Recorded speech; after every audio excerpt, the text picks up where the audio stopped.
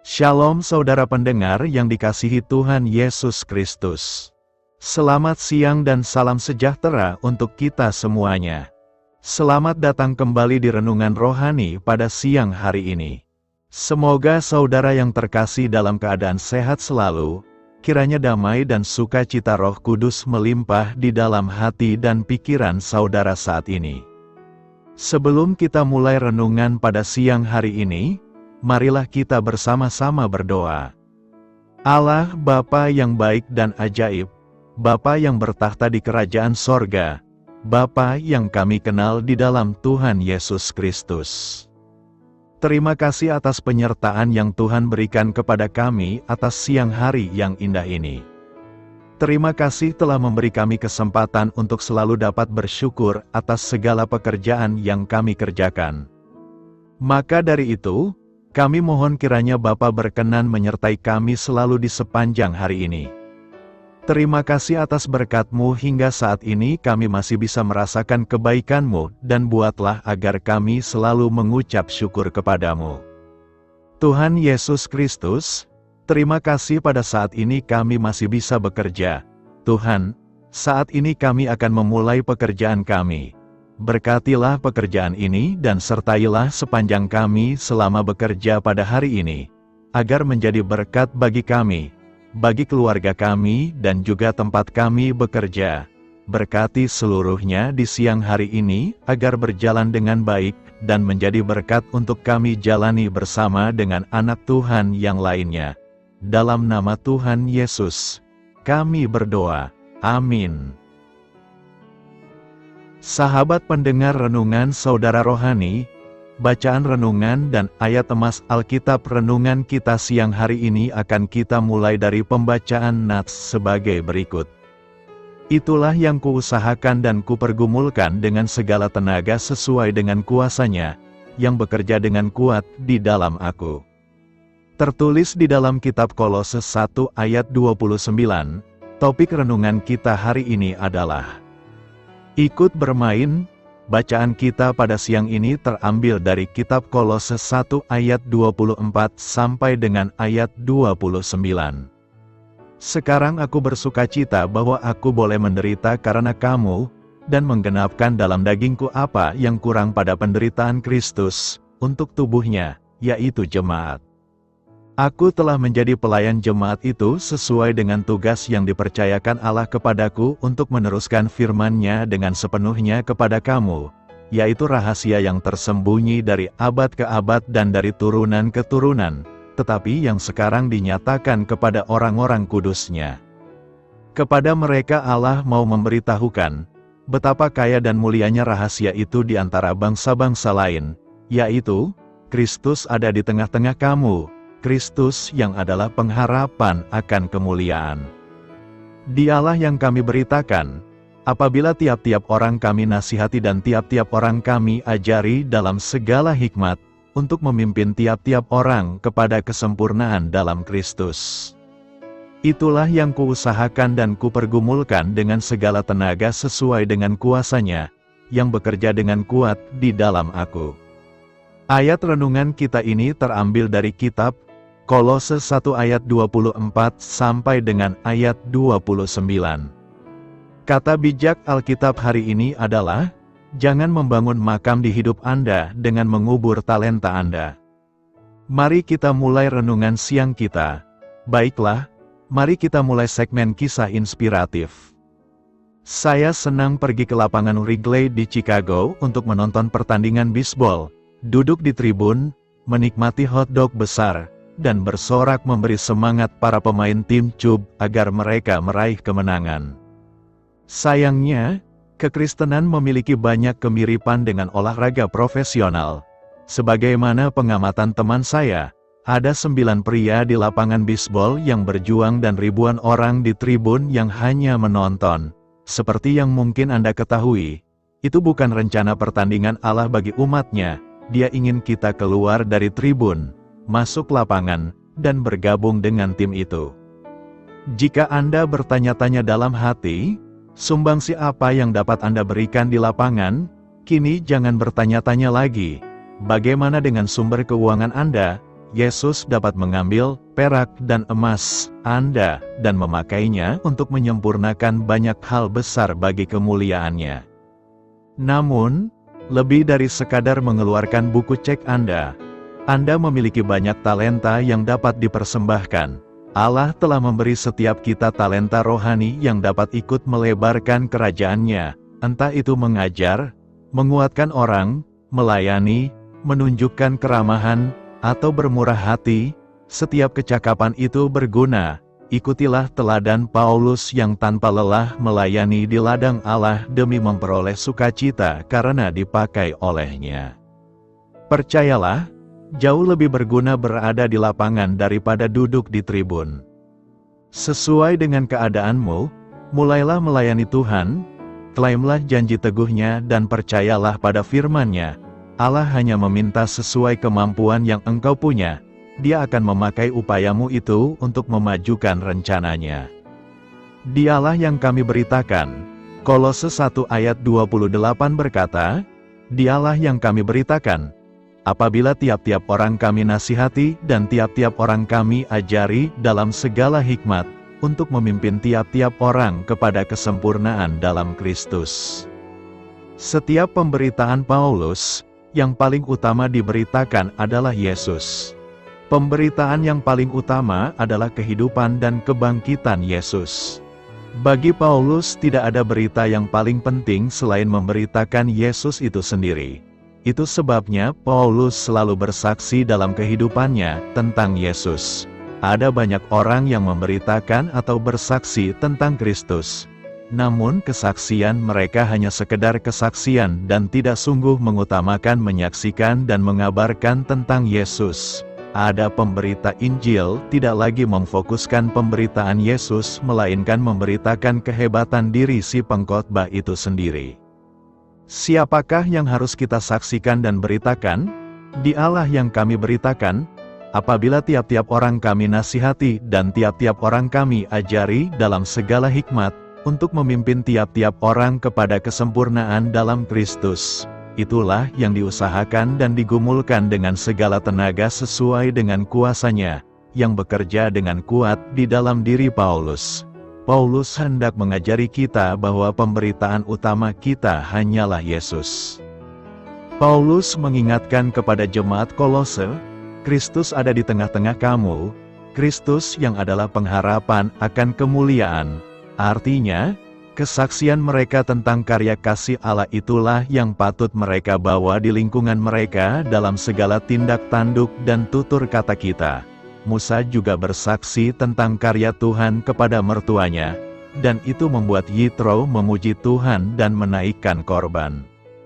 Kesaksian yang kita lakukan tentulah bukan kesaksian yang hanya manis kelihatannya, namun benar-benar merupakan ungkapan hati karena tahu Tuhan demikian baik kepada kita. Oleh karena itu Paulus menasehati kita, kamu telah menerima Kristus Yesus, Tuhan kita. Karena itu hendaklah hidupmu tetap di dalam Dia. Hendaklah kamu berakar di dalam Dia dan dibangun di atas Dia. Hendaklah kamu bertambah teguh dalam iman yang telah diajarkan kepadamu, dan hendaklah hatimu melimpah dengan syukur. Karena itu, utamakanlah memberitakan Yesus dalam seluruh kehidupan kita. Bertekun dalam iman, Kolose 1 ayat 23a berkata, sebab itu kamu harus bertekun dalam iman. Ketekunan adalah kunci keberhasilan. Orang yang tekun pada akhirnya akan berhasil dan sukses. Dalam hidup ini tidak semuanya dapat diraih secara cepat dan instan. Terkadang kita membutuhkan ketekunan supaya dapat meraih apa yang kita inginkan. Ada banyak hal dalam hidup ini yang harus membuat kita tetap sabar dan bertekun. Ketika menghadapi masalah kita juga harus tetap bertekun di dalam iman, pengharapan sambil terus percaya kepada Tuhan. Bahkan kita juga bertekun dalam menanti pertolongan Tuhan, karena Ia pasti akan menolong kita tepat pada waktunya. Jadi jangan pernah takut untuk mengandalkan serta bertekun di dalam Yesus. Seperti saat Ayub mengalami pencobaan dan musibah yang besar, Ayub tetap bertekun di dalam Tuhan dan pada akhirnya hidupnya dipulihkan dan diberkati. Apapun masalah yang terjadi, tetaplah tinggal di dalam Tuhan sampai pertolongannya tiba bagi kita. Kemudian bertekun dalam doa. Banyak orang pada waktu berdoa ingin doanya segera dijawab, namun Tuhan memiliki waktu yang terbaik. Ia ingin kita memiliki ketekunan dan kesabaran di dalam doa. Saat doa belum terjawab, tetaplah bertekun dan jangan jemu-jemu, sebab sampai hari ini Tuhan selalu mendengar doa umat-Nya. Yang diperlukan hanyalah iman, percaya, serta ketekunan. Tidak peduli berapa lamanya kita berdoa, sebab Tuhan tidak terbatasi oleh apapun. Tepat pada waktunya Tuhan pasti akan menjawab. Ketekunan juga diperlukan saat kita ingin meraih sebuah tujuan atau impian. Kesuksesan tidak dapat diraih hanya dengan waktu yang cepat, sebab di dalamnya dibutuhkan keuletan, kegigihan, serta ketekunan. Seperti halnya seorang atlet ketika hendak meraih kemenangan, maka sebelumnya harus sering berlatih. Bahkan ada kalanya kita mengalami kegagalan, namun kita tidak boleh terpuruk, tetapi harus bangkit kembali, sebab kegagalan adalah batu loncatan untuk meraih kemenangan. Jangan mudah menyerah, sebab Tuhan menjadikan kita sebagai orang yang menang dan bukan yang kalah. Kerjakan terus bagian kita dengan ketekunan. Selebihnya Tuhan yang akan berkarya di dalam kita. Dengan bertekun, hal ini ibarat seperti penabur yang pada waktunya nanti akan menuai hasilnya. Namun jangan pernah lupa bahwa di dalam setiap usaha yang kita lakukan, tetaplah andalkan Yesus saja, sebab hanya Dia yang akan memampukan kita untuk dapat meraih segalanya. Tuhanlah yang akan menuntun kita kepada kebenaran. Iman adalah respon positif manusia terhadap anugerah Allah. Iman tidak tumbuh secara otomatis. Iman adalah sesuatu yang dinamis dan aktif. Kesejatian iman akan nampak dalam pikiran, sikap dan tindakan. Nats Alkitab hari ini memperlihatkan proses ilahi yang dilakukan Yesus untuk mengubah segala sesuatu menjadi baru. Pribadi Kristus mendamaikan segala sesuatu, termasuk manusia berdosa, dalam tubuh jasmaninya di atas kayu salib. Kemudian Ia memposisikan kita sebagai pribadi yang kudus, tak bercela dan tak bercacat. Posisi baru sebagai orang kudus dan berkenan di hadapan Allah tersebut merupakan anugerah Allah yang kita terima karena iman, bukan karena perbuatan baik atau kesalehan kita. Sudah seharusnya kita mengucap syukur kepadanya dan bertanggung jawab dengan posisi tersebut. Di ayat 23 kemudian, Paulus menunjukkan jalan hidup yang seharusnya sebagai wujud tanggung jawab anugerah dan posisi yang telah dimiliki orang-orang Kristen. Tanggung jawab itu adalah bertekun dalam iman. Dibutuhkan tekad yang kuat untuk bisa hidup sesuai dengan posisi sebagai orang kudus di tengah-tengah dunia yang cemar dan gelap.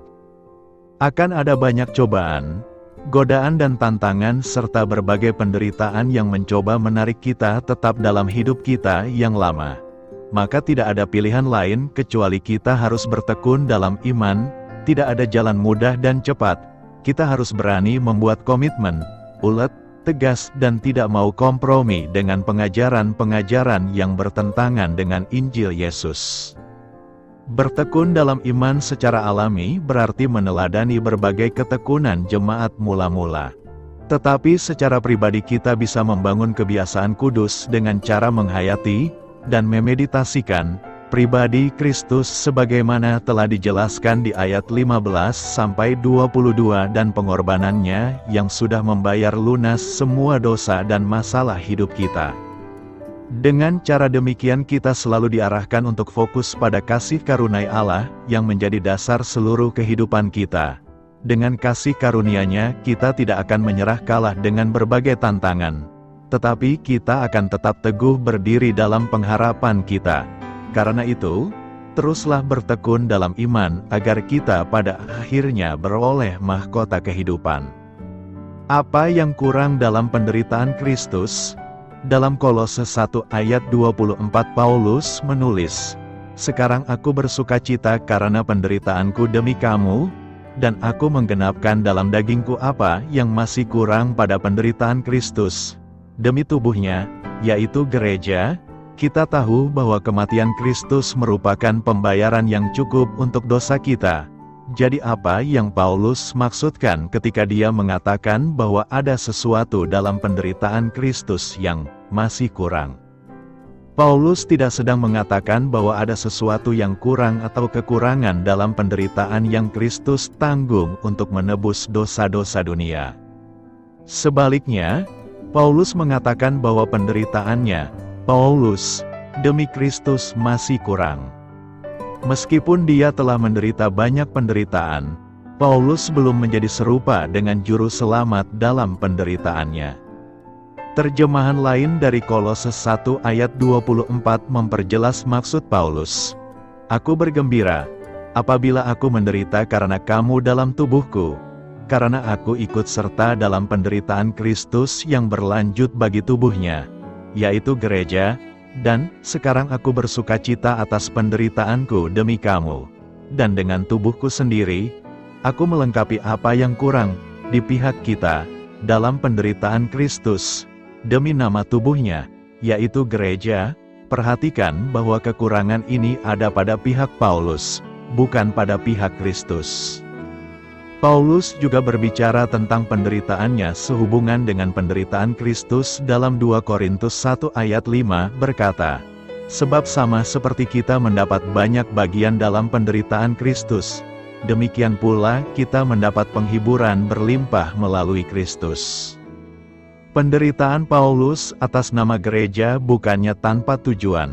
Hal-hal tersebut memampukan dia untuk menghibur orang-orang percaya lainnya yang sedang mengalami kesulitan. Ini juga merupakan bagian dari apa yang Paulus maksudkan dalam Kolose 1 ayat 24 ketika ia mengacu pada penderitaan yang terjadi demi tubuh, yang berarti tubuh Kristus, tubuh orang-orang percaya. Rasul Paulus tentu menanggung banyak penderitaan demi Kristus selama pelayanannya. Dia mengalami pemukulan, pemenjaraan, pelemparan batu, dan masih banyak lagi. Semakin dalam masalahnya, semakin dalam pula Paulus melihat hubungannya dengan Tuhan yang telah begitu menderita baginya. Dalam Galatia 6 ayat 17 dia menulis, pada tubuhku ada tanda-tanda Yesus. Penderitaan Paulus bukanlah hal yang mengejutkan baginya. Ketika Paulus ditugaskan untuk tugasnya, Tuhan Yesus berkata, aku akan menunjukkan kepadanya betapa dia harus menderita demi namaku. Yesus mengajarkan bahwa di dunia ini kita akan mendapat kesulitan. Jika dunia membencimu, ingatlah bahwa ia membenci aku terlebih dahulu. Paulus dan Barnabas, dalam perjalanan misionaris pertama, tentu saja melihat kebenaran kata-kata Yesus ketika mereka mengunjungi kembali kota-kota di mana mereka telah mendirikan gereja, menguatkan para murid dan mendorong mereka untuk tetap setia pada iman. Kita harus melewati banyak kesukaran untuk masuk ke dalam kerajaan Allah, kata mereka. Ajaran Paulus bahwa umat Kristiani harus mengharapkan penderitaan dan bahwa penderitaannya sendiri akan mengisi apa yang kurang, tersebar di seluruh karyanya. Namun tema kegembiraan dalam penderitaan juga hadir.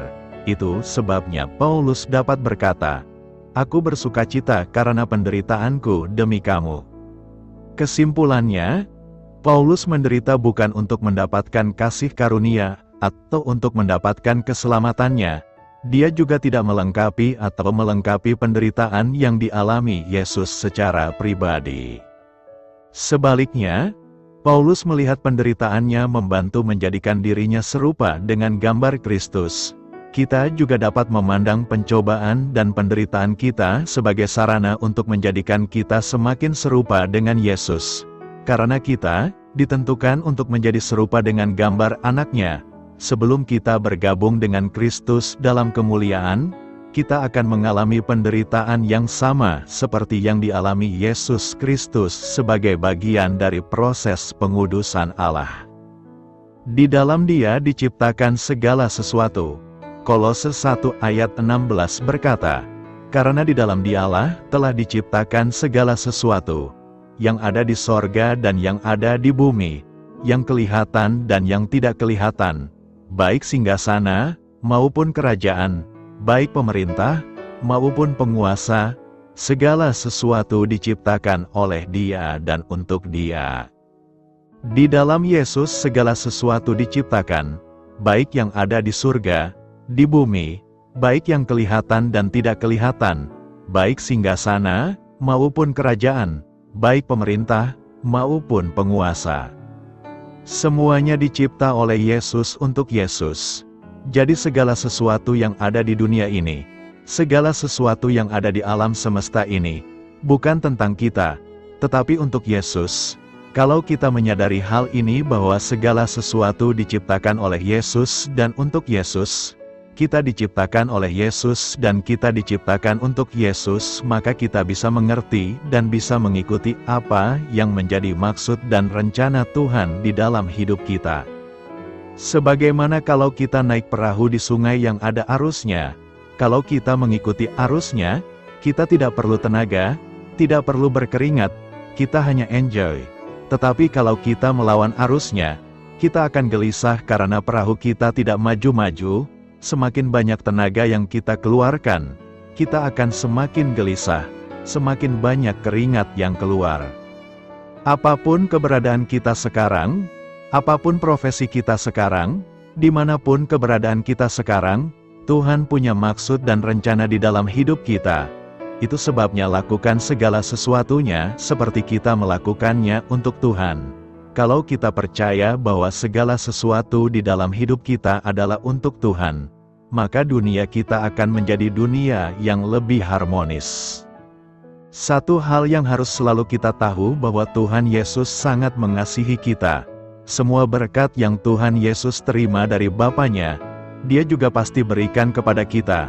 Dengan kata lain, Tuhan Yesus mau kita bersama-sama dengan Dia menikmati warisan dan berkat dari Bapa-Nya. Terkadang kita suka punya pikiran yang salah bahwa Allah menciptakan dunia ini untuk kita. Terkadang kita berkata bahwa segala sesuatu yang Allah ciptakan di dunia ini adalah untuk kita. Tetapi bukanlah demikian. Semuanya diciptakan untuk Yesus. Tadi dikatakan Allah menciptakan segala sesuatu oleh Anaknya dan untuk Anaknya. Tetapi kita juga dapat menikmati karena Anaknya mengasihi kita. Karena kita adalah mempelainya, kita dicipta dan segala sesuatunya dicipta hanya untuk Yesus, bukan untuk kita. Kita hanyalah penikmat dari ciptaannya.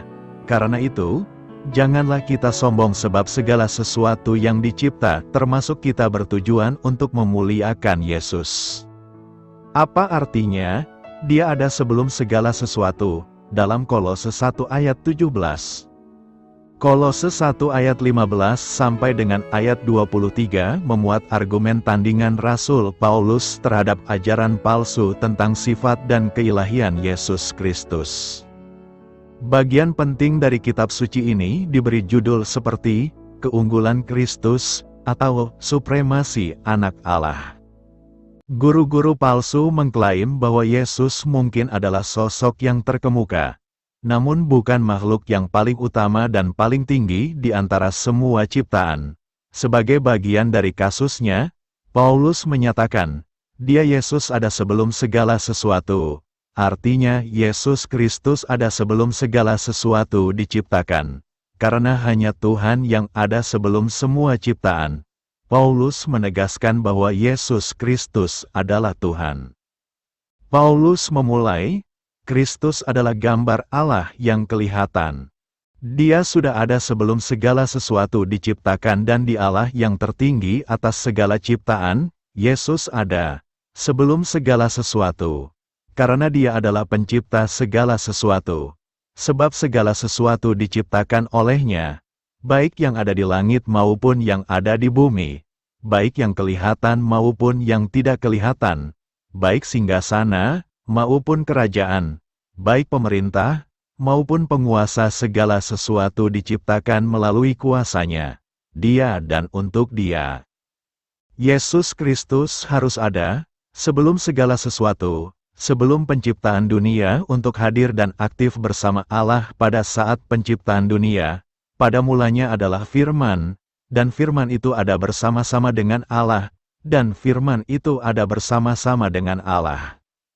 Adalah Tuhan, Dia bersama-sama dengan Allah pada mulanya.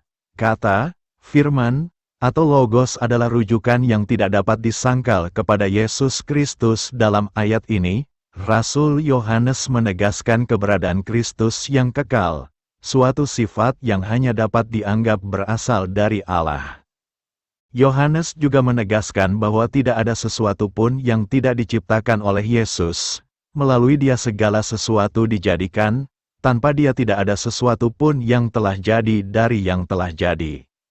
Segala sesuatu di alam semesta muncul melalui Yesus, sumber kehidupan, dan dengan demikian, Paulus menyimpulkan bahwa Yesus mengungguli segala sesuatu dalam ciptaan karena Dia adalah Tuhan yang kekal dan pencipta segala sesuatu. Sebagai pencipta, Yesus memiliki keunggulan mutlak atas semua ciptaan, termasuk dewa-dewa palsu, berhala, atau makhluk roh yang dipromosikan oleh guru-guru palsu di gereja mula-mula. Dia ada sebelum segala sesuatu, berarti Yesus Kristus berdaulat dan tertinggi. Putra memancarkan kemuliaan Allah sendiri dan mengungkapkan karakter Allah, dan Ia menopang segala sesuatu dengan kuasa perintahnya yang perkasa. Setelah Ia menyucikan kita dari segala dosa kita, Ia duduk di tempat terhormat di sebelah kanan Allah yang Maha Agung di surga. Yesus sendirilah yang merupakan gambaran sempurna Allah, yang mengekspresikan karakter dan kemuliaannya. Paulus memperkuat poin bahwa Yesus adalah Tuhan, sebab Allah dengan seluruh kepenuhannya berkenan untuk hidup di dalam Kristus. Dia ada sebelum segala sesuatunya, artinya Yesus adalah yang pertama dalam segala hal. Kristus juga adalah kepala gereja, yaitu tubuhnya. Dialah yang awal, yang maha kuasa atas semua orang yang bangkit dari kematian. Jadi Dialah yang pertama dalam segala hal, setiap makhluk ciptaan tunduk pada otoritasnya. Allah meninggikan Dia ke tempat yang maha tinggi dan mengaruniakan kepadanya nama di atas segala nama, agar dalam nama Yesus bertekuk lutut segala yang ada di langit dan yang ada di atas bumi dan yang ada di bawah bumi, dan segala lidah mengakui bahwa Yesus Kristus adalah Tuhan. Bagi kemuliaan Allah Bapa, Yesus Kristus berkuasa atas segala sesuatu di alam semesta. Permasalahan dalam penyangkalan akan keutamaan atau supremasi Kristus adalah bahwa hal ini berarti meniadakan kecukupannya sebagai Tuhan dan Juru Selamat. Jadi, dengan titik puncaknya, Paulus menegaskan argumennya, melalui Dia Allah mendamaikan segala sesuatu dengan dirinya. Dia berdamai dengan segala sesuatu yang ada di surga dan di bumi melalui darah Kristus di kayu salib. Termasuk Anda yang dulunya jauh dari Tuhan. Anda adalah musuhnya, dipisahkan darinya oleh pikiran dan tindakan jahat Anda. Namun sekarang Dia telah mendamaikan Anda dengan dirinya melalui kematian Kristus dalam tubuh fisiknya. Sebagai hasilnya, Dia telah membawa kamu ke hadirat-Nya sendiri, dan kamu suci dan tidak bercacat ketika kamu berdiri di hadapan-Nya tanpa satu kesalahan pun. Paulus menantang jemaat di Kolose untuk berpegang teguh pada kabar baik yang kokoh yang melaluinya mereka telah menerima keselamatan dan tidak membiarkan ajaran palsu membuat mereka menyimpang dari kebenaran. Dia ada sebelum segala sesuatu, berarti Yesus Kristus selalu ada. Dia adalah Raja yang kekal, yang tidak berkematian, yang tidak kelihatan, satu-satunya Allah. Dia hidup dan aktif sebelum penciptaan dunia. Sesungguhnya Dialah Sang Pencipta, sumber kehidupan kita, dan yang pertama dalam segala hal. Yesus Kristus adalah Tuhan dan Juru Selamat kita, satu-satunya yang cukup untuk mendamaikan kita yang berdosa dengan Allah, dan Dialah Tuhan, yang mengatur segalanya dan layak mendapat pujian abadi. Amin. Hidup layak dan berkenan kepada Tuhan. Jemaat di kota Kolose bukan didirikan oleh Rasul Paulus, melainkan dirintis oleh Epafras. Saat Rasul Paulus menulis surat Kolose, Epafras sedang datang berkunjung. Epafras menceritakan bahwa di jemaat Kolose terdapat guru-guru yang mengajarkan ajaran sesat yang tidak sesuai dengan ajaran Kristus. Mendengar cerita itu, Rasul Paulus yang merasa bertanggung jawab atas situasi dan kondisi jemaat Kolose menanggapi dengan menulis surat Kolose ini dari penjara. Surat Kolose ditulis untuk mengingatkan dan mendorong jemaat Kolose agar tetap hidup di dalam Kristus dan tidak mudah dibodohi oleh ajaran-ajaran sesat yang tidak sesuai dengan ajaran Kristus, melainkan agar mereka hidup berakar di dalam Kristus, dibangun di atas Kristus, serta bertambah teguh dalam iman dan memiliki hati yang melimpah dengan ucapan syukur. Rasul Paulus menginginkan agar jemaat Kolose tidak mengganti Yesus Kristus sebagai inti kepercayaan Kristen dengan ajaran lain. Ia mengajar jemaat Kolose untuk mengagungkan Kristus sebagai gambar Allah yang sulung dan yang paling utama. Kristus adalah pencipta, penopang segala sesuatu, kepala jemaat atau kepala gereja. Dialah yang pertama bangkit dari antara orang mati. Segala sesuatu yang terdapat pada diri Allah terdapat juga dengan lengkap pada Kristus. Kristuslah yang memperdamaikan kita dengan Allah. Melalui suratnya, Rasul Paulus hendak meyakinkan jemaat Kolose agar hidup layak di hadapannya serta berkenan kepadanya dalam segala hal. Hal itu berarti bahwa mereka harus mematikan segala sesuatu yang duniawi, menanggalkan manusia lama, dan mengenakan manusia baru. Rasul Paulus juga menjelaskan beberapa prinsip yang menyangkut relasi antar anggota rumah tangga dalam menjalani hidup baru di dalam Kristus, yakni hubungan antara suami dan istri, anak dan orang tua atau bapak, serta hamba dan tuan. Hal-hal itulah yang diajarkan Rasul Paulus dalam surat Kolose, yaitu agar jemaat memiliki keyakinan yang kuat di dalam Yesus Kristus dengan mewaspadai ajaran sesat yang membahayakan jemaat Kolose, serta agar jemaat menerapkan ajaran Yesus Kristus dalam kehidupan sehari-hari untuk hidup tetap di dalam Kristus, berakar di dalam Kristus, dan bertambah teguh dalam iman sebagai penerapan kehidupan yang baru di dalam Kristus. Setelah mendengar dan menerima berita Injil yang diberitakan oleh Epafras, jemaat Kolose tidak putus-putusnya bertumbuh, baik dari segi iman, kasih, maupun pengharapan. Jemaat Kolose bersyukur karena Allah sudah menyediakan kehidupan kekal di sorga saat mereka menerima Yesus Kristus. Rasul Paulus merasa senang dan tidak putus-putusnya mengucap syukur karena mengetahui bahwa jemaat Kolose berbuah dan berkembang dalam iman, pengharapan, dan kasih berdasarkan Injil.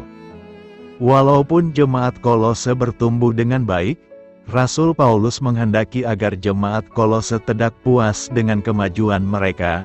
Ia menginginkan agar jemaat Kolose bukan hanya bertumbuh, tetapi mengetahui kehendak Allah dengan sempurna. Perjalanan hidup orang Kristen seharusnya tidak mengenal arti mundur atau berhenti, melainkan harus terus bertumbuh secara rohani. Seorang Kristen seharusnya semakin hari semakin mengenal Tuhan dan kehendak-Nya. Jemaat Kolose seharusnya bukan hanya mendengar, melainkan benar-benar mengenal dan menghayati kasih karunia Allah. Mengenal dan menghayati kasih karunia Allah adalah titik tolak dan dasar bagi seorang Kristen untuk bertumbuh. Tanpa mengenal dan menghayati kasih karunia Allah, seorang Kristen akan sulit bertumbuh. Apa yang dimaksud dengan kasih karunia Allah itu?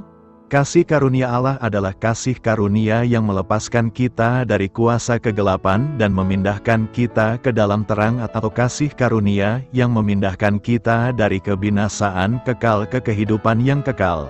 Setelah mengenal dan benar-benar menghayati kasih karunia Allah, pengertian itu akan membuat seorang Kristen mengetahui kehendak Tuhan. Mengetahui dan melakukan kehendak Tuhan akan mewujudkan kehidupan yang layak dan berkenan kepada Tuhan. Seperti jemaat Kolose, kita pun diminta agar semakin mengenal dan mengalami kasih karunia Allah, serta semakin mengenal kehendak Tuhan, sehingga hidup kita menjadi layak dan berkenan kepadanya. Sudahkah Anda mengenal dan mengalami kasih karunia Allah, serta sungguh-sungguh menghayatinya? Sudahkah Anda mengerti kehendak Tuhan dan melakukannya dalam hidup Anda? Wujudkanlah hidup yang layak dan berkenan kepada Tuhan dalam kehidupan sehari-hari. Selamat berkarya untuk Tuhan. Doa saya menyertai saudara sekalian. Saya memberkati Anda, agar sewaktu Anda mencarinya dari Dia, Bapa Surgawi Anda akan memberikan bagi Anda roti harian Anda, dalam nama Yesus Kristus, Tuhan yang berkuasa atas alam semesta dan menuntun kita kepada iman yang menyelamatkan. Tuhan Yesus menyertai senantiasa. Tuhan memberkati. Amin.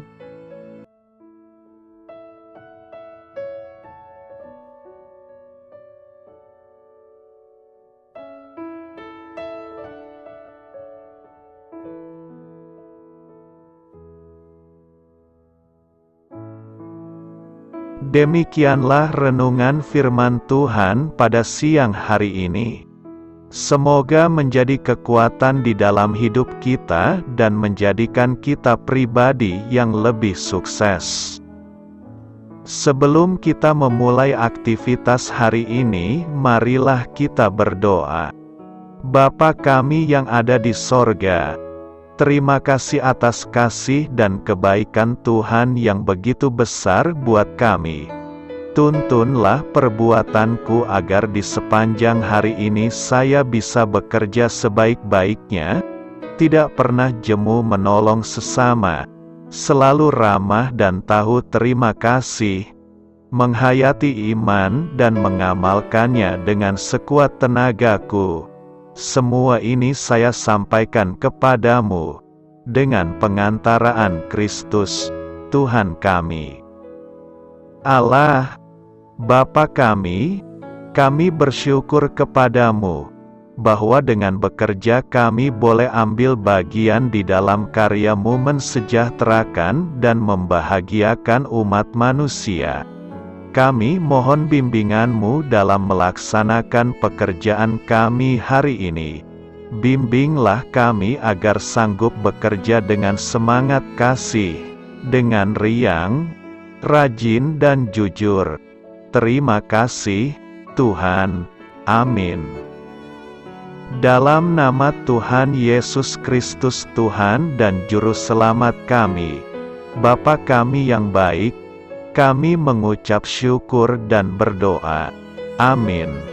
Biarlah firman Tuhan menjadi pengingat untuk kita semua, bahwa tuntunan dari Roh Kudus akan selalu memberi jalan keluar bagi setiap permasalahan hidup kita, dan memberi kedamaian di hati kita. Amin. Sampai jumpa di renungan siang saudara rohani berikutnya. Shalom.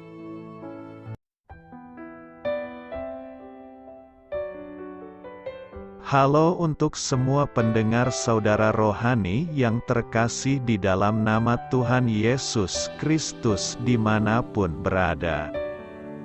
Mari dukung kami, tim redaksi Renungan Harian Saudara Rohani, dengan cara memberikan bantuan, kritik dan masukan. Saudara dapat memberikan masukan melalui kolom komentar di bawah atau mengirim kepada kami langsung melalui email yang tertera di layar Anda, saudararohani@gmail.com.